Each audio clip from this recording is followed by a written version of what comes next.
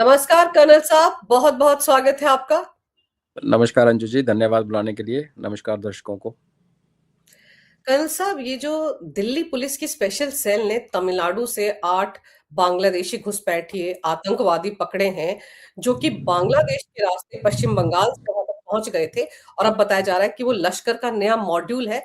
तो क्या ये माना जाए कि वो यूनुस जो रात के अंधेरे में भाग गया बांग्लादेश से, वो जाते-जाते भारत की तरफ अपना मोर्चा खोल गया है? बांग्लादेशियों को पाकिस्तान का टूल बना के यूज करना तो काफी टाइम से इस पे काम चल रहा था। यूनुस ने आके उस काम को ऑफ कोर्स तेज करवाया है। लेकिन आप ये देखिए ना, ये जो 8 बंदे पकड़े गए उसमें एक बंगाली है और 7 बांग्लादेशी है। साथ में 6 जो तमिलनाडु में पकड़े गए उनके पास भारत के आई कार्ड वगैरह थे। वो तो बाद में पता चला। तो जाहिर है कि वो जो गेम आईएसआई खेल रही थी, कोशिश कर रही है हमारे खिलाफ वाया हमारे पूर्व की दिशा से, जो कि मुनीर ने कहा भी था। तो उस पर काफ़ी काम हुआ है। यूनुस ने कंसिडरेबल टाइम काटा है अपनी चेयर में। और उसमें जैसे आप मेंशन कर रही थी, आईएसआई वाले भी आए, चाइनीज़ भी आए, तरह तरह के लोग आए और जिहादी भी आए। और एलईटी वालों ने वहाँ पे जुलूस भी निकाला था और उनके ट्रेनिंग कैंप्स भी चट्टोग्राम में चल रहे हैं। तो उसको आप कनेक्ट कर सकते हैं। बट एक लॉन्ग गेम है और अगर एक पकड़ा पकड़ा गया तो आप ये मान के चलिए टिप ऑफ आइसबर्ग है। और कितने हैं, कहाँ हैं, वो अभी एजेंसीज इसमें लगी हुई हैं, जिनका हमें धन्यवाद देना चाहिए। मगर ये एक बहुत बड़ा, अब जब आप 4 करोड़ 5 करोड़ लोगों की बात कर रहे हैं आप। कल वो जो एक बीएसएफ वाला अफसर पकड़ा गया, कमांडेंट केरला का, जिसके घर से 96 करोड़ रुपया निकला है। तो किसने बड़ा अच्छा पोस्ट किया था कि अगर इसने 2-2 हज़ार रुपये भी लिए होंगे एक बंदे को टपाने के, तो जाओ उसके डॉक्यूमेंट बनाने में, तो आप ये इमेजिन कीजिए कि 96 करोड़ में कितने बंदे निकल के आए होंगे। और ये तो he is one of many, और कितने हैं पता नहीं। तो ये एक चैलेंज है। और मुनीर की बातों से जब जोड़ो उसको, जो ऑपरेशन सिंदूर के बाद उसने कहा था कि अगला जो हमला होगा उसके इनके मशरिक से होगा, पूरब से होगा, तो फिर लगता है कि हाँ, तारें जुटी हैं। और thanks once again to our agency की पकड़ लिया। हो सकता था ना कांड, अगर इतने लोग हैं त्रिपुर में बैठ के फैक्ट्री में काम कर रहे हैं और वो आज के थोड़ी आए हुए हैं। तो और कितने हैं उनके बारे में हमें अभी सोचने और समझने की ज़रूरत है। और इन जी लोगों ने तो रैकी भी कर रखी थी कितने सारे धार्मिक स्थलों की, तो इनके टारगेट पर बड़े-बड़े धार्मिक स्थल ही हो सकते हैं, अयोध्या तक भी हो सकता है। बिल्कुल। अक्षरधाम पाकिस्तान के कन्वर्सेशन में आता है, अयोध्या उनके कन्वर्सेशन में आता है। सिंदूर के टाइम पे उन्होंने हमारे गोल्डन टेम्पल पे भी अटैक किया और उन्होंने हमारी वैष्णो देवी के ऊपर भी मिसाइल मारी थी और रास्ते में जम्मू में इंटरसेप्ट हो गई थी। तो है, इनका ये काम ही है ना। हमारी जो प्राण प्रतिष्ठा करके हमने मूर्ति रखी हैं, हमें ऐसा थोड़ी है कि ये तोड़ देंगे तो हमारे भगवान खत्म हो जाएंगे। बट ये हमारे आस्था के ऊपर वार करते हैं और सॉफ्ट टारगेट मिल जाता है इनको मंदिर, जिसमें अगर पुजारी होगा भी तो ज़रा निहत्था होगा। क्योंकि हमारे मंदिरों के अंदर मदरसों की तरह तलवारें तो रखता नहीं कोई, ढेर लगा के, या पिस्टल और रिवॉल्वर तो रखता नहीं। यही कांड अगर वो फौज के साथ करेंगे तो ठुक जाएंगे। तो उनको एक सॉफ्ट टारगेट मिल जाता है, विजिबिलिटी ज़्यादा हो जाती है, कम्युनल टेंशन भी बढ़ जाती है। तो वो उनको लगता है कि चलो ये ठीक है। कॉस्ट बेनिफिट रेशो में एक मंदिर के ऊपर अटैक करना, निहत्थे पुजारी को मारना, कहीं ज़्यादा बेनिफिशियल है इनके लिए, जब उसको कंपेयर करोगे कि अगर ये किसी आर्म फोर्सेस के साथ पंगा लेते हैं तो। लेकिन आप ये देखो कि जब से 8 के 8 पकड़े गए हैं, उसके बाद से हमारे देश की एक जमात जिनका कि वोट बैंक है ये, कैसे रोग आ रही है कि देखिए धर्म है इनका, इनको मजहब के आधार पर तंग किया जा रहा है, मजहब के आधार पर इनको आतंकवादी घोषित कर दिया गया है लश्कर का, ऐसा भी बोला जा रहा है। समाजवादी पार्टी और कांग्रेस ये विक्टिम कार्ड खेलने लग गए हैं। देखो, समाजवादी पार्टी तो रोएगी ना। यूपी के इलेक्शन अगले साल है। ओवैसी ने आके 1 करोड़ लोगों को मेंबरशिप दे दी है यूपी के अंदर, 10 रुपए की टिकट काट काट के। तो जब 1 करोड़ मुसलमान उसने अपनी तरफ खींच लिए तो समाजवादी के पास रहा क्या? यादव वोट खत्म। मतलब जितनी पिछली बार आया था उससे भी खत्म, आधा भी नहीं मिलेगा। और सेम चीज़ प्रॉब्लम कांग्रेस को भी जो 2-4 मुंह वोट डालते थे उसमें हिंदूज तो हैं, बट मुस्लिम वोट पड़ता था। तो वो तो रोएंगे, चीखेंगे, चिल्लाएंगे। बट अभी Muslims as a community also, उनको समझ बड़ी आज क्लियर है कि इन बेवकूफ़ों को वोट देने का कोई फ़ायदा नहीं, इनसे होना धरना कुछ है नहीं। तो चलो एटलीस्ट ओवैसी को दो। धीरे धीरे वो अपना पंजा फैला रहा है, हर स्टेट में एक एक दो दो सीटें निकाल रहा है। तो हो सकता है कि कल को हम बीजेपी को गिरा के अपनी सरकार बना सके 20-25-50 साल में। बिकॉज ये तो जन्नत के वासी है ना, ये लोग तो जन्नत जाने के लिए पैदा हुए हैं, इनको कोई फर्क नहीं पड़ता। चेंज अगर 50 साल के बाद, इनके मरने के 50 साल बाद ही आएगा तो भी ये काम करेंगे उस पर, क्योंकि इनको जन्नत मिलेगी, उधर हुरें मिलेंगी, और इन्हें मरने के बाद 50 साल के बाद जो उनका सपना है वो पूरा हो जाए तो भी ओके है। इनका ये हमारी इतना सोच नहीं है। हम चीज़ें देखते हैं कि ओके ऐसा है, इसको हम ठीक करें, अपने लाइफ टाइम में ठीक करें अपनी नेक्स्ट जनरेशन। इनका तो ऐसा कॉन्सेप्ट ही नहीं है ना, और ये फ़र्क हमें समझना चाहिए। तो इसलिए ये, और उनके जो हिमायती हैं जिन्होंने वोट बैंक बना रखा है, तो उनके पास और बोलने को है भी क्या, क्या बोले बताओ आप। अब एआई सबमिट की तो वहाँ जो भी हुआ, गिलगोटिया विलगोटिया का जो भी कांड हुआ, इन्होंने अपने कपड़े उतार लिए। आज इनका यूथ प्रेसिडेंट कांग्रेस का अरेस्ट हो गया है, तो ये रोएंगे। अब उसको उसको किस मजहब से जोड़ेंगे। अब तो ये सरकार के ऊपर है ना, यूएपी लगाओ ना इसके ऊपर, बनाओ बिल्कुल। इसको टेररिस्ट, देशद्रोही है ना। तो थोड़ा इधर भी नरमी होती है। फ्रीडम ऑफ एक्सप्रेशन बहुत ज़्यादा हमारे देश में चलता है। डेमोक्रेसी में बहुत बार बोलता हूँ इसका टाइम हो चुका।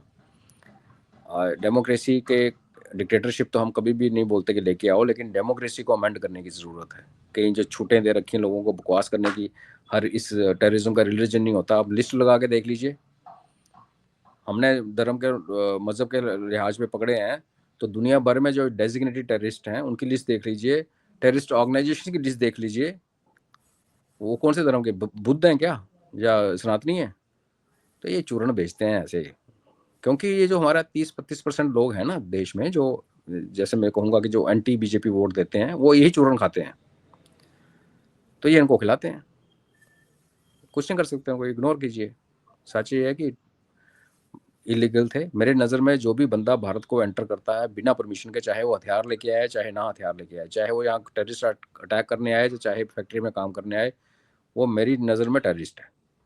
अगर वो लीगल तरीके से आएगा, सरकार उसको आने देगी, मोस्ट वेलकम, वर्क परमिट लेके आओ जाओ। आप गुपे छुपे आ रहे हो और फिर अपने देश में जो हमारे हिंदुओं के साथ कांड करते हो, आप सारे टेररिस्ट हो, सिंपल। और आई थिंक सरकार की भी अभी पॉलिसी जो भी आई, इसके बारे में हम बात करेंगे, उसमें भी जिहाद और रेडिकलाइजेशन को बड़ा क्लियरली डिफाइन किया हुआ है। पहली बार हमारे किसी ऑफिशियल डॉक्यूमेंट में इन चीज़ों का वर्ड यूज़ हुए हैं। जिहाद और ये रेडिकलिज्म से हमारे परहेज करते थे ब्यूरोक्रेट्स लिखने से। तो आ रहा है चेंज नज़र, बिकॉज सरकार को हमसे ज़्यादा पता है, उसको थ्रेट और ज़्यादा क्लियर नज़र आती है, हमें शायद ना आ रही हो। जी। बिल्कुल, क्योंकि अभी आप देखो ये जो जैश-ए-मोहम्मद का सैफुल्लाह मारा गया है, किश्तवाड़ में मारा गया, उसके साथ 2 और आतंकवादी थे। तो वहाँ पर जिस तरह से ये लोग काम कर रहे थे, लोकल बच्चों को भर्ती कर रहे थे, ये सब जो है, इस पर कहीं न कहीं तो लगाम लगानी पड़ेगी ना। और ये जो मैं बात कर रही हूँ ऑपरेशन प्रहार जिसकी बात आप कर रहे हैं, एक डॉक्ट्रिन आ रही है काउंटर टेरर की, तो उसमें तो बहुत कुछ क्लियर है ही, और वो इसीलिए लाने की ज़रूरत पड़ गई है क्योंकि अब इनको जिस तरह से नक्सल आखिरी साँसें ले रहा है, बिल्कुल वैसे ही आतंकवाद भी आखिरी साँसें लेने तक पहुँच ही गया है ना। नहीं, आतंकवाद देखिए, ये तो डॉक्ट्रिन 2008 में आई थी पहले। हुँ। उससे पहले हमारे देश को काउंटर टेररिज्म से लड़ते हुए 30 साल बीत चुके थे, पर हमारे पास कोई डॉक्ट्रिन नहीं थी। एक और डॉक्ट्रिन आई थी, लेकिन अब वो 2008 में आई थी और आज हो गया 2025-26, तो नेचुरली 18 साल में बड़ा कुछ बदला है। और उस डॉक्ट्रिन में भी टिपिकल जैसे होता है कि एक जेनरिक टर्म, किसी मजहब का नाम नहीं लेना, जिहाद नहीं लिखना, वो सब था जो 2008 के ज़माने में आप इमेजिन कर सकते हैं। इस बार जो पॉलिसी आई है उस पर बड़ा क्लियरली लिखा हुआ है कि जिहाद और रेडिकलाइजेशन, और मेरा उसमें ये थोड़ा ऑब्जर्वेशन है कि सिर्फ जिहाद को क्यों आप कर रहे हो, आप हर किस्म का टेररिज्म को बीच में गिनो। नेक्सलाइट भी टेररिज्म करते हैं, कुकी भी टेररिस्ट बने हुए हैं, तो सबको भाई जिहाद, जिहाद ऑफ कोर्स, जिहाद प्लस ये लिखना चाहिए। अगर हम एक नेशनल पॉलिसी बना रहे हैं तो वो इतनी कॉम्प्रिहेंसिव होनी चाहिए कि उसमें बचे ना। दूसरे जो इलीगल लोग आए हुए हैं अंदर, जो घुसे हुए हैं ज़बरदस्ती, और उसमें पाकिस्तानी लेडीज़ हमने कितनी पकड़ी ऑपरेशन सिंदूर के टाइम पे, इन सबको टेक्निकली टेररिस्ट घोषित करना चाहिए। उनके सारे फंडामेंटल राइट, सोशल स्कीम्स आप विड्रॉ करके, हाँ अगर आपको लगता है कि वो ये आया था और भाई काम कर रहा है, इसका टेररिस्ट प्रोफाइल में नहीं आ रहा, तो उसको डिटेंशन कैंप में डालो। आप इन बंदों को, अनअकाउंटेड बंदों को, जिहादियों को गली में नहीं छोड़ सकते। तो ये जो लेटर है, पॉलिसी जो अभी एमएचए के वेबसाइट पे आई है, हुँ। इस पे थोड़ा सा मुझे लगता है कि थोड़ा और काम करने की ज़रूरत है। बट फिर अगर दूसरे तरीके से देखें कि जहाँ कुछ नहीं था, जहाँ वैक्यूम था 2008 के बाद, तो वो वैक्यूम भरा गया। तो ये प्रहार जो है ना, ये एक्रोनिम है basically, peace I think for prevention of.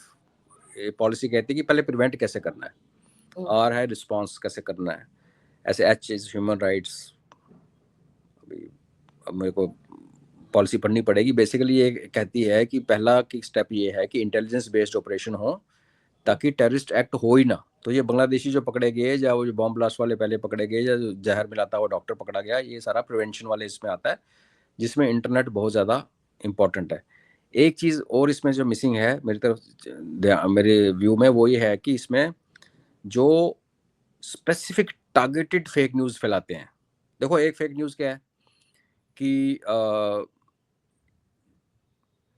AI summit में जो प्रोटेस्ट हुआ वो बीजेपी ने कराया, ये एक फेक न्यूज़ है। पर ये एक पॉलिटिकल फेक न्यूज़ है। उसका फिर तोड़ और 3 घंटे में लोगों के फ़ोन कॉल वगैरह सब एविडेंस आ जाता कि कांग्रेस का काम है।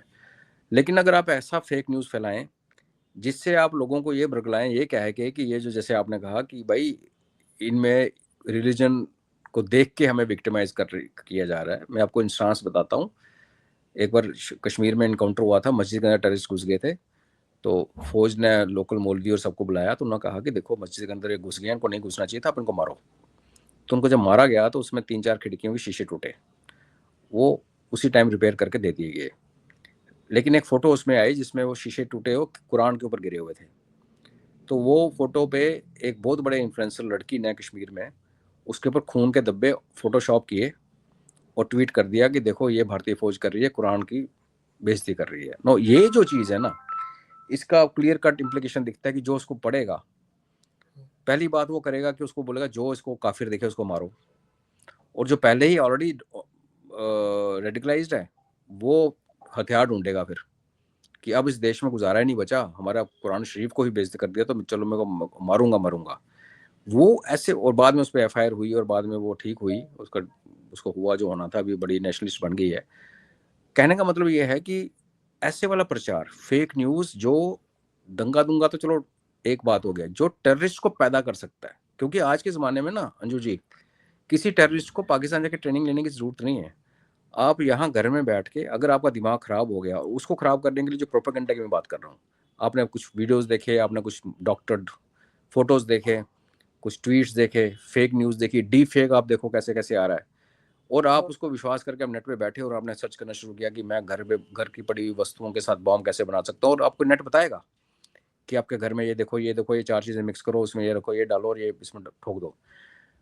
अर्लीस्ट तो सब ईजीएस्ट तो सबको पता है ना कि अपने स्कूटर से पेट्रोल निकालो और उसके आगे बत्ती लगाओ और पेट्रोल बम बन गया। तो कोई भी बना सकता है। उसको उस एक्शन पे जो काम करने की जो जिसने उसको धकेला उस तरफ, वो क्या है, वो प्रोपेगेंडा है, जिसमें जैसे मैंने कुरान की आपको एक एग्जांपल दी। ऐसी वाली एक्टिविटीज को भी टेररिस्ट एक्टिविटी मानना चाहिए, जो कि पॉलिसी में लिखा नहीं हुआ। तो ये 2-3 चीजें हैं कि नॉट ओनली जिहाद, it should take care of all kinds of terrorism happening in Bharat.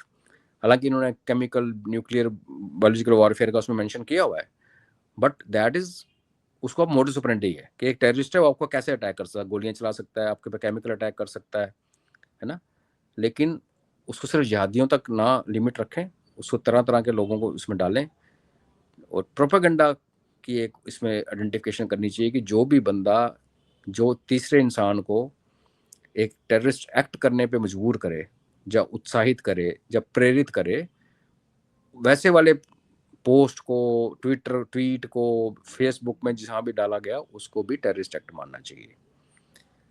और फिर एक जो बात मेरी इसमें एक और मेरे को लगती है कि इसमें प्रहार में एक चीज़ कम है, वो ये है कि अगर हमने सिंदूर के ऑपरेशन सिंदूर को ख़त्म पॉज करते हुए ये बोला था कि आज के बाद भारत के ऊपर कोई टेररिस्ट का एक्ट होगा, अटैक होगा, तो उसको हम लड़ाई मानेंगे, और जिन लोगों ने उसको फैसिलिटेट किया उस एक्ट को, उनको हम टारगेट करेंगे। इसका मतलब पाकिस्तान के संदर्भ में ये आता है कि अगर भारत में कोई बॉम्ब ब्लास्ट होता है या कुछ होता है, तो उसके जो ताने पीछे जाके जुड़ेंगी तारें जाके आईएसआई और पाकिस्तान आर्मी के साथ, और पाकिस्तानी गवर्नमेंट मिनिस्टर्स और उनके साथ, जिन जो ऐसे लोगों को इनकरेज करते हैं।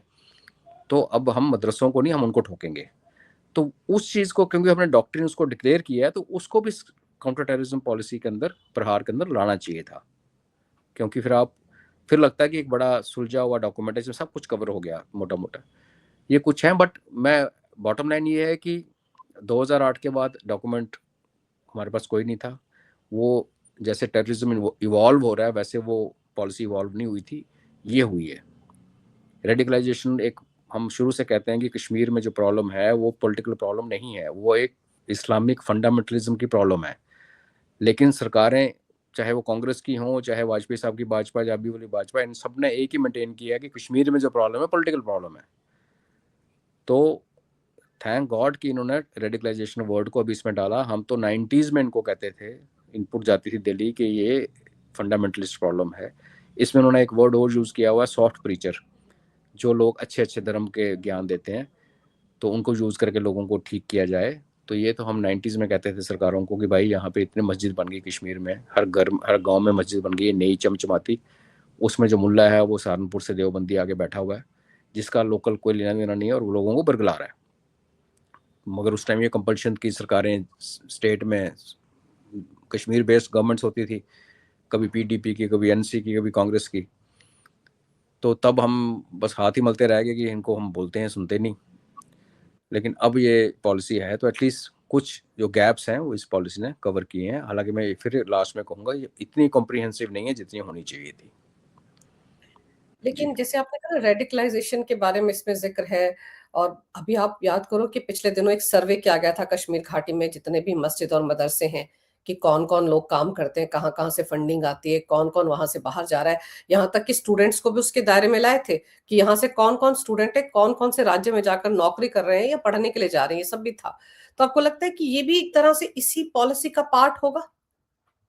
होना चाहिए, बिकॉज अगर आप प्रिवेंशन वाला जो पहला का पी, प्रहार का पी, प्रिवेंशन से बात करता है, तो उसमें तो बड़ा जरूरी है ना कि देखिए एक टेररिस्ट एक्ट हो गया, 150 लोग मारे गए, बहुत बड़ा नुकसान हो गया।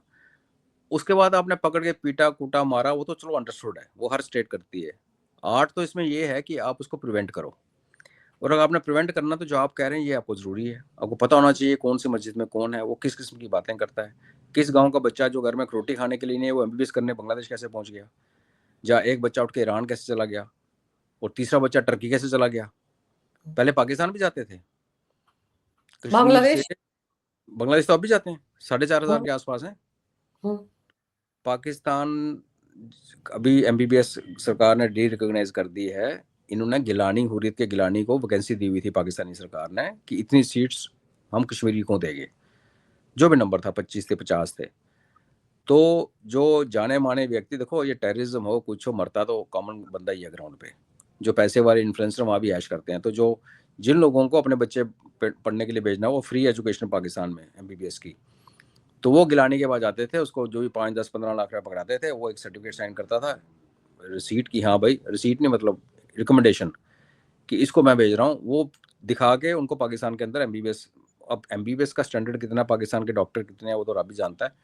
तो इनको इतने साल ये माफिया चलता रहा। पाकिस्तान ने इसको फ्री में सीट दे रखी, ये आगे बेचता था। इसको ये बाबा कौम कहते हैं, जो अभी की धरती के 6 फुट अंदर है। वो अभी सरकार ने बाद में डी रिकोगनाइज किया। और ये भी एक बड़ा इंपॉर्टेंट पॉइंट आपने दिलाया कि ये चीज़ें भी काउंटर टेररिस्ट एक्शंस जो पॉलिसी हैं उसमें इंक्लूड होनी चाहिए। और टाइम टू टाइम हमें वो देश जो हमारे सामने अपोजिट विरोध में खड़े हैं पाकिस्तान के साथ, जैसे टर्की है, अजरबैजान है, बांग्लादेश तो कर ही रहा है, तो ऐसे टाइम टू टाइम जैसे इन बंदों की हरकतें ऐसे सामने आए, इनकी डिग्रीज को डी रिकोगनाइज करना चाहिए। अब देखिए ईरान में पंगा होने वाला है। कश्मीर में यहाँ एक student association, Jammu Kashmir student association, कोई हमारा कोई लेना देना उनके कश्मीर में, उनको पता कश्मीर कश्मीर बहुत हो गया तो जम्मू का नाम से जोड़ लिया। और ट्विटर पे कहते हैं कि वो ईरान में पंगा हो रहा है, ये हो रहा है, तो आप एग्जाम रीशेड्यूल करो। भाई आप ईरान हमसे पूछ के गए थे। और ये लोग करते क्या, जो बाहर जाते हैं कॉन्फ्लिक्ट जोन में फंस जाते हैं, सरकार कहती है वापस आ जाओ, जैसे कल सरकार ने कहा जो भी इंडियन वापस आ जाओ, नहीं आते। क्यों? क्योंकि बाद में फिर सरकार फ्री में लेके आती है, टिकट के पैसे बचते हैं। फिर दिल्ली एयरपोर्ट उतरते हैं, फिर कहते हैं बस अच्छी नहीं है, हमें अच्छा ट्रीट नहीं किया गया। तो मैं कहता हूँ कि भैया पहले तो आप ब्लैक लिस्ट लगा दो कि इन देशों में अगर आप जाओगे तो फिर उधर ही रहो, उधर ही पढ़ो, उधर ही मरो, यहाँ आपकी डिग्री रिकॉग्नाइज नहीं की जाएगी। दूसरा, अगर आप अपनी मन मर्जी से किसी दुनिया के किसी कोने में स्टडी करने जा रहे हो तो वहाँ के अंजाम आप खुद भुगतो। बहुत हो गया कि उनको उठा के ले आओ, जहाज में डाल के लाओ, फ्री में टिकटें, too much of this thing. तो बट मैं इसको ये कहता हूँ कि गाइडलाइन, पॉलिसी क्या होती है, गाइडलाइन होती है, और गाइडलाइंस हमेशा ब्रॉड होती हैं। उसके अंदर फिर आप जो लोग काम करते हैं उसके नीचे जो बाकी जो स्टेटमेंट बनेंगे, उसकी जो डॉक्ट्रिन उसकी इवॉल्व होगी, तो आई एम श्योर उसमें फिर ये जो चीज़ें मेरे को लगता रह गई हैं वो इंक्लूड की जाएंगी। बिल्कुल। और दूसरी तरफ जैसे अमेरिका के साथ हमारी ट्रेड डील को लेकर अब कहा जा रहा है कि टॉक्स फिर से रोकी गई हैं जब से वो सुप्रीम कोर्ट का फैसला आया है। डोनाल्ड ट्रंप ने खुद ही चुने हुए थे वो जज, उन्होंने उसके उलट फैसला सुना दिया। और हमारे देश में एआई समिट के दौरान भी जो तमाशा हो वो यही था कि पीएम मोदी कॉम्प्रोमाइज्ड। राहुल गांधी आज भी कह रहे थे कि भोपाल में जाकर पीएम मोदी कॉम्प्रोमाइज्ड। वो तो डरे हुए हैं, उनकी आंखें देखो, वो तो बड़े शर्मसार हैं क्योंकि उन्होंने देश को किसानों को बेच दिया। तो आपको अब क्या लग रहा है, जो भारत ने ट्रेड टॉक्स को रोका है, तो भारत अब रीनेगोशिएट करेगा नए तरीके से, या जो पुरानी शर्तें थी जब 18% लगाने की बात हुई वही रहेगा? नहीं, रीनेगोशिएट भी करना पड़ेगा और फ्रेम भी करना पड़ेगा, बिकॉज अभी जो ट्रंप ने अनाउंस किया था वो बेसिकली फ्रेमवर्क था, डील तो हुई नहीं थी। डील हमारी मार्च में होनी थी, तो टेक्निकली डील जब हुई नहीं तो उसको रीनेगोशिएट करने का टेक्निकली सवाल नहीं उठता। बट ये समझ आती है कि जो काम चल रहा था, बातचीत चल रही थी, उसको एक नए अंदाज से स्टार्ट करना पड़ेगा, बिकॉज जब आगे अब गोल पोस्ट चेंज हो गई। उनके सुप्रीम कोर्ट ने कहा कि ये नहीं चलेगा, 10% कर दो, फिर बोला 15% पे आ गया, और 150 दिनों के बाद वो 15% भी खत्म हो जाएगा। तो नेचुरली हम उससे बात करेंगे जिसमें कंसिस्टेंसी है, जो है, जिसके बारे में हम सर्टेनिटी है। कोई भी बिजनेस डील आप दूसरी पार्टी से तभी करते हो ना, आप मकान खरीदने जाते हो, बेचने जाते हो, बयाना तब देते हो ना, आपको यकीन होता कि भाई हाँ, ये मैं इसको दे रहा हूँ या ले रहा हूँ, इस डील आगे पूरी चलेगी। तो उस एंगल से देखो तो आप ये भी कह सकते हो, और एटलीस्ट मैं ये कह सकता हूँ कि जो अभी तक काम हुआ था वो चला गया नाली में। खो खाते में।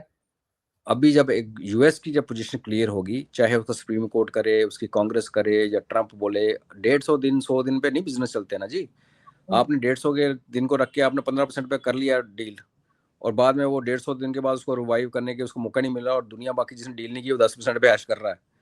तो नेचुरली हम उसको स्टेबलाइज होने का पूरा वेट करेंगे, और वो स्टेबलाइजेशन जब आएगी तो जो हमारे दूसरे पहलू हैं जो ऑलरेडी डिस्कस हो रखे हैं कि हमने डेयरी अलाउ नहीं करनी, हमने सर्टन चीज़ें यहाँ नहीं आने देनी, दूध नहीं आने देना, फिशरीज को हमने यहाँ हिट नहीं होने देना, वो तो कांस्टेंट है, वो हमारी पॉलिसी है। तो वो तो जो इन्होंने ऑलरेडी बात कर ली होगी तभी फ्रेमवर्क इन्होंने अनाउंस किया था।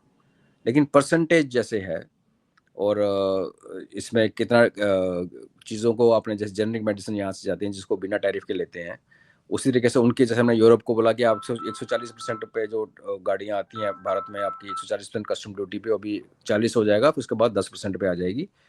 तो ये जो चीज़ें हैं, ये एक बार अमेरिका की पॉलिसी स्टेबलाइज हो जाएगी तो हम उनसे बात करेंगे। तब तक एक वो है कि बस फ्लूइड सिचुएशन है। इसका ये मतलब नहीं है कि एक्सपोर्ट बंद हो जाएगा। हमारा एक्सपोर्ट जो अमेरिका के लिए ठप पड़ा हुआ था या कम हो गया था 50% लगाने के बाद, आई एम श्योर कि इस 100-150 दिन के बीच में अमेरिकन इंपोर्टर और हमारे एक्सपोर्टर इसका पूरा फ़ायदा उठाएंगे।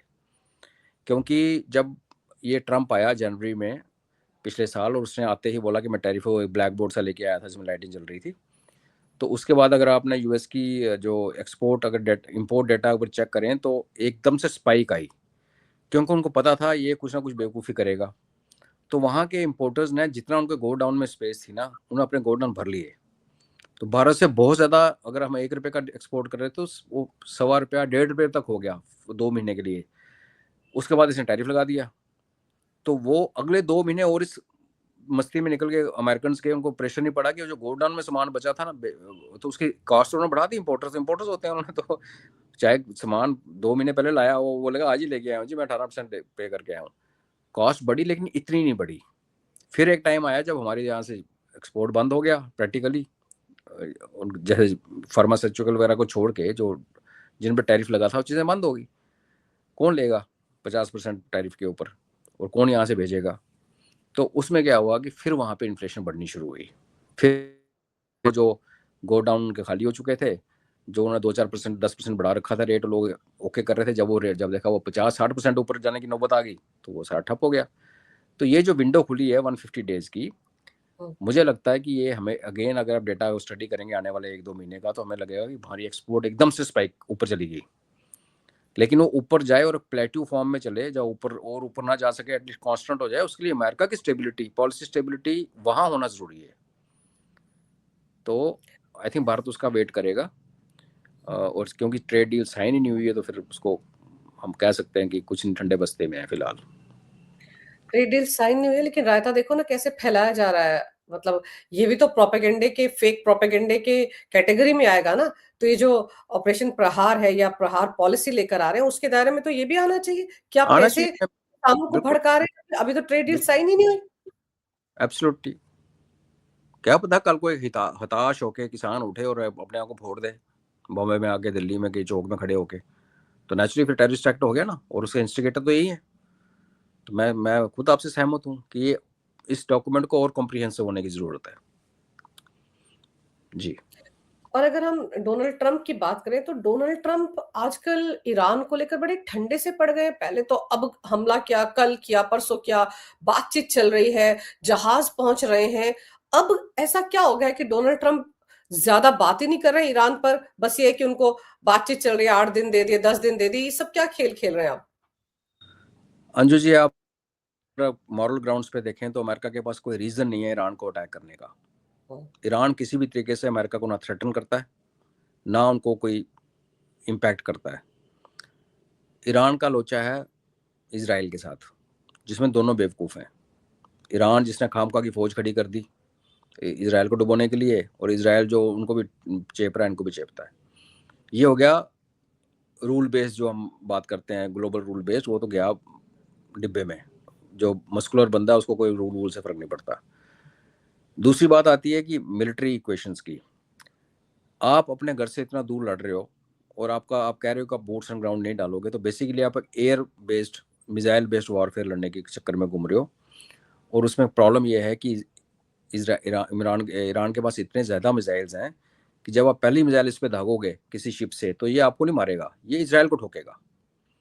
और फिर उसके बाद जैसे उन्होंने कहा रखा है मैं रीजनल वॉर शुरू कर दूंगा, तो सऊदीज को मारेगा, कतर को मारेगा, हो सकता है टर्की को भी ठोक दे। और फिर लास्ट में जब सब एक स्टेज आएगी, तो जब इसके पास जो रशियन मिसाइल्स हैं, जो जिसका इंटरसेप्शन करने की कैपेबिलिटी आज तक किसी के पास नहीं है, अमेरिका को छोड़ो किसी भी देश के पास नहीं है, अगर वो मिसाइल रशिया ने इनको पकड़ा दी, तो क्या होगा, इनका शिप अगर हिट कर गया अमेरिका का, तो इनकी ऐसी नाक कटेगी। तो मिलिट्री एंगल में इनको ये अनसर्टनिटी है। तीसरा ये है कि जो उन्होंने पहले अब्राहम लिंकन वहाँ भेजा, जो बेसिकली इसकी ड्यूटी है पैसिफिक ओशन में, जिसका काम है चाइना के आसपास घूमना। और ये जो GR4 जो है इनका दूसरा सबसे बड़ा बेड़ा, वो 19 बिलियन वाला, वो था वेनेजुएला के पास घूम रहा था, वेनेजुएला के एक्शन में वो इन्वॉल्व था। तो उसके जो स्टाफ, नेवी पर्सनल जो हैं, वो 2-3 महीने से घर नहीं गए हुए। अब ये हमारे फौजी थोड़ी हैं बेचारे कि 11 महीने घर ही नहीं जाते। इनको तो छोटी सी सेरेमनी मिस हो जाए, बच्चा पैदा हुआ, मैं उधर नहीं था, उनको तो कष्ट हो जाता है। हमारे तो बेचारे फौजियों की शादियां टूट जाती हैं। तो वो यहाँ लेके आ रहे हैं। जब वो पहुंचने वाला है, अभी मेडिटेरेनियन पहुंचा है, तो मेडिटेरेनियन में पता चला कि उसके जो 4,500 लोग हैं, उसके ऊपर जो 400 टॉयलेट्स हैं, तो एक बंदे को 45 मिनट की वेट करना पड़ता है सुबह वॉशरूम के बाहर खड़े होने के लिए। चलो वो भी ठीक था। हालांकि लड़ाई में चीज़ें घातक होती हैं कि जब दुश्मन हमला करेगा तो थोड़ी वेट करेगा आप वॉशरूम से फ्री हो जाओ फिर लड़ेंगे, वो तो ठोकेगा आपको। वॉशरूम मतलब फिर आप ड्यूटी पे नहीं हो ना। अगर आप लाइन पे खड़े हो तो आप अपनी पोस्ट से बाहर हो, अगर आप मिसाइल पे मैन कर रहे हो वहां से बाहर हो, अगर आप अर्ली वार्निंग तो आप कोई और उसी का बैठा हुआ है। ऊपर से उनके वॉशरूम के जो सेंसर्स लगे थे वो खराब होने शुरू हो गए। तो वो 10-10, 12-12 टॉयलेट्स जो हैं उन एक ही सेंसर सीरीज में ऑपरेट करते हैं, एक का खराब होता है तो वो सारी सारी जैम कर जाती हैं। तो अभी वहाँ के लोग कह रहे हैं कि इस जहाज को अगर दोबारा ऑपरेशनल करना है, और अमेरिका का जो सबसे बड़ा ये माना या बेड़ा है, इसको वापस अमेरिका जाना पड़ेगा। वो सी में रिपेयर नहीं हो सकता, उसको डॉक में जाना पड़ेगा, जो इसका अपना डॉक है। और क्योंकि ये पहले 2-3 महीने वहां घूम रहा था वेनेजुएला के आसपास, अभी यहाँ आने को लग गया, तो वहाँ जो सेलर्स हैं, जो नेवी के लोग हैं, वो कहते हैं we want to resign and go home, हमने नहीं करनी नौकरी।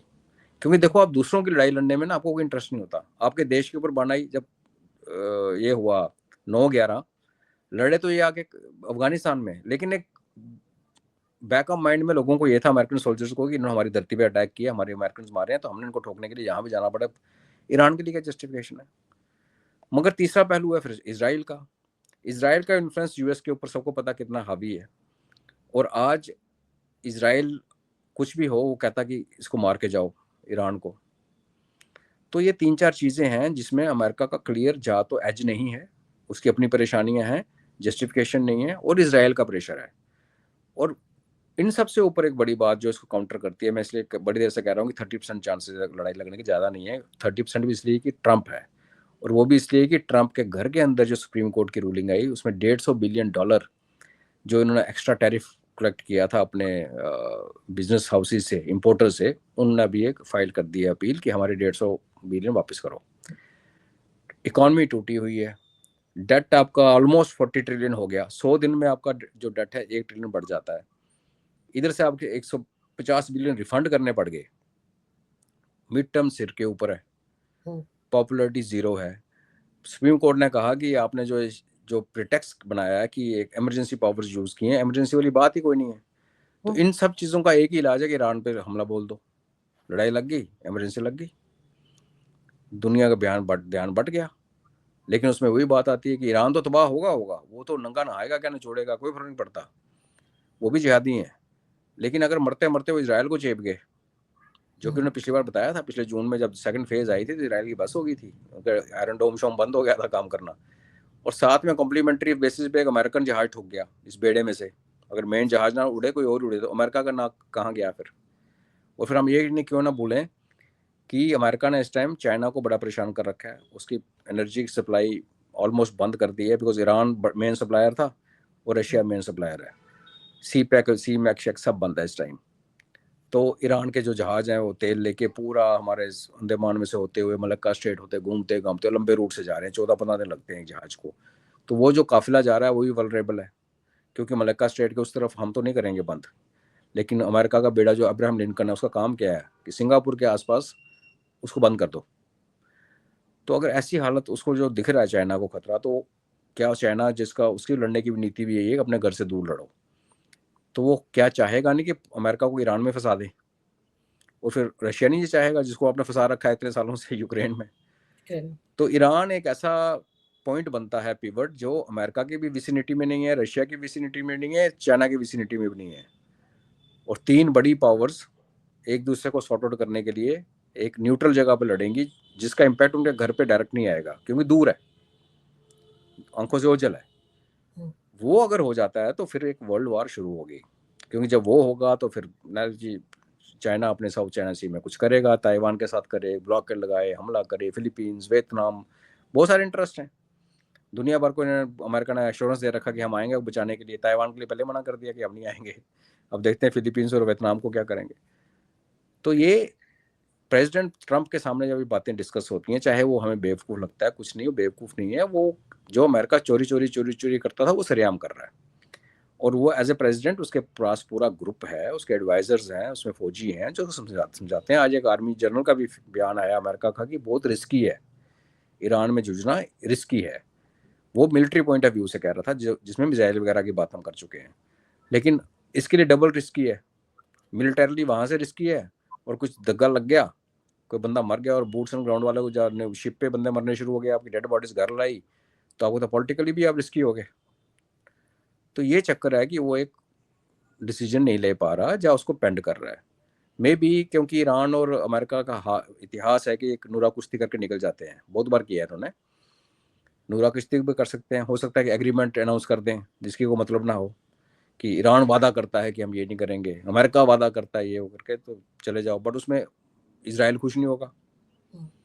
तो अगर अमेरिका और ईरान की बात होती ना, तो ये कब का ना हुआ होता और शायद हुआ आगे ख़त्म हो गया होता है। ये बात अमेरिका और ईरान की बात नहीं है, यहाँ इसराइल है, यहाँ रशिया है और यहाँ चाइना है। तो यहाँ बढ़ी हुई खिचड़ी, तो इसलिए बड़ा कॉम्प्लिकेटेड है, तो प्रिडिक्ट करना बहुत ही मुश्किल है। ये जो तारिक रहमान आया है बांग्लादेश में, उसके बाद जो हालात बन रहे हैं, सब तो खुंदक में है वहां पर। अब वहां पर जमात का क्या हाल हुआ है सबको पता है, वहां जो स्टूडेंट्स की जो यूनियन थी, क्या वो नेशनल सिटीजन पार्टी जो थी उसका भी क्या हाल हुआ। तो वहां पर जो ऑपरेशन सीआईए ने पहले चलाया था यूनुस के आने से पहले, आपको लगता है कि अभी सीआईए वगैरह खामोश बैठेंगे, आईएसआई वगैरह खामोश बैठेंगे, या सीआईए नो, का कोई ऑपरेशन चलता रहेगा, क्योंकि सेंट मार्टिन तो मिला ही नहीं ना पूरे खेल में। सेंट मार्टिन एक सिंबॉलिक वो था, हम्म। दिखाने के लिए कि बे ऑफ बंगाल में कभी प्रेजेंस नहीं थी, अभी हो गई। मेन वो बांग्लादेश को यूज़ कर रहे हैं, एक तो चाइना को ब्लॉक करने के लिए, बांग्लादेश में इन्वेस्टमेंट थी, और दूसरा म्यांमार में जो चाइना म्यांमार इकोनॉमिक कॉरिडोर था, और वहाँ से बे ऑफ बंगाल से जो गैस निकल रही थी म्यांमार की, वो जा रही थी चाइना, और चाइना बहुत सारी माइनिंग कर रहा था नदर्न म्यांमार में। तो वहाँ जो लोकल रेबल ग्रुप्स हैं, चाहे अराकन आर्मी है, जो दूसरे तीसरे जितने भी हैं, उनको ये फंड कर रहा है, वहाँ बैठ के इन्हें कॉरिडोर खोल रखा है। तो मेन इंटरेस्ट बांग्लादेश में सीएए का ये है। अब इनकी गेम ये थी कि हंग पार्लियामेंट हो जाए, जिसमें यूनुस हंग होगा तो मिलजुल के सरकार बनेगी, तो यूनुस प्रेसिडेंट बन जाएगा। वो सारा हो गया अपसाइड डाउन। और उसके दफ़ा होते ही इन्होंने अपना जो बड़े जो प्रो आईएसआई पाकिस्तान के जो प्यार करने वाले, इनका चीफ जनरल स्टाफ था बांग्लादेश आर्मी का, और डीजीएफआई जो था फॉरेन इंटेलिजेंस वाला, उन दोनों को चेंज कर दिया गया है। तो क्या लग रहा है as the face of it कि नई सरकार जो है, हालांकि ये रहमान का बड़ा गंदा पास्ट रहा है, इसने नॉर्थ ईस्ट में हमारे टेररिस्टों को हथियार बेचे हैं, और BNP party total out and out anti Bharat है। बट अंडरस्टूड है कि उसको पता है कि देश यहाँ चलाना है, मैंने जीना है, तो चारों तरफ मेरे भारत बैठा हुआ है, 3 तरफ लैंड पे और चौथे तरफ समुद्र में, और छोटा सा बर्मा के पास है, तो आप इस जियोग्राफी को इग्नोर नहीं कर सकते। पानी उनको हमारी तरफ से जाता है, बिजली यहाँ से जाता है, खाने के पदार्थ यहाँ से जाते हैं, टेक्सटाइल मिल्स उनकी बंद हो चुकी हैं। तो वो कोई भी प्रधानमंत्री उसकी जगह पे होता, एंटी इंडिया प्रो इंडिया की जगह छोड़ के वो अगर प्रो बांग्लादेशी है, तो वो हमारे साथ हाथ मिलाने की कोशिश करता है, जो लग रहा है थोड़ा सॉफ्ट हो रहा है, जो बीएनपी की पॉलिसीज के खिलाफ है। But like a sir, government में आके अलग बात होती है, अपोजिशन अलग बात। लेकिन सेम टाइम पे जमायती जो 20 साल से बिल्कुल बाहर थे, बैन हो रखे थे, वो उनको 77 सीट्स मिल गई, और 6 वो जो एनसीपी वाले जो जमायतियों के साथ लड़े मिल गए, तो 80-85 सीट वो हैं, 200 उनके पास है, तो ऑलमोस्ट 1/3 उनके पास है। लेकिन जमायती के पास स्ट्रीट पावर भी है, क्योंकि ये वो जमायती हैं जिन्होंने रहमान के बहुत आने से पहले हसीना को इन्होंने यहाँ से भगाया, स्टूडेंट्स को इकट्ठा किया, लोगों को इकट्ठा किया, और जो जमायती जेल में थे उसको यूनुस ने आते सबको रिहा कर दिया, तो लीडरशिप जो उनकी गायब थी वो भी आ गई। तो जमायत अभी पिछले 2 साल पहले जैसे जमायत थी उससे अब बहुत स्ट्रांग है, चाहे सीट्स कम है ज़्यादा, वो तो इन देशों में फ़र्क नहीं पड़ता। तो मेरा क्रक्स ऑफ द इशू ये है कि ये कोशिश करेगा बांग्लादेश के हित के लिए हमसे दोस्ती बढ़ाने का, और अगर अपोजिशन अंदर ज़्यादा शोर मचाएगी, कुछ होगा, तो हो सकता है चाइना की तरफ हाथ मिलाए। दोनों तरीकों में सीआईए ये करने नहीं देगा, और जब सीआईए ये करने नहीं देगा, ना वो चाइना के गोद में जाने देगा इसको, ना हमारे, तो वो क्या करेगा, अपने आईएसआई के थ्रू जमायतियों को भड़काएगा। जब जमायतियों को भड़काएगा तो वहाँ पे लगेगी आग, बिकॉज जमायतियों ने ऑलरेडी जहाँ जहाँ पे इनके मेंबर जीते हैं, उन्होंने कहा टीवी शीवी लगाना बंद, ये शरिया के खिलाफ है। तो बंगालियों को आप जो मर्जी कर लो, उनसे म्यूजिक अगर आप दूर कर दो ना, पागल हो जाते हैं, चाहे वो बांग्लादेशी बंगाली हैं या हमारे हैं। तो मैं ये देख रहा हूँ आने वाले दिनों में बांग्लादेश के अंदर एक सिविल वॉर जैसी सिचुएशन हो सकती है। अब हम जोशी तो है नहीं, लेकिन जो लग रहा है, जो आपका सवाल था कि क्या सीआईए ठंडा बैठेगा, ना, सीआईए यहाँ पे कोशिश करेगा गदर मचा के रहमान के पर काटने के लिए। रहमान को चलने देगा, लेकिन उसके पर काटेगा।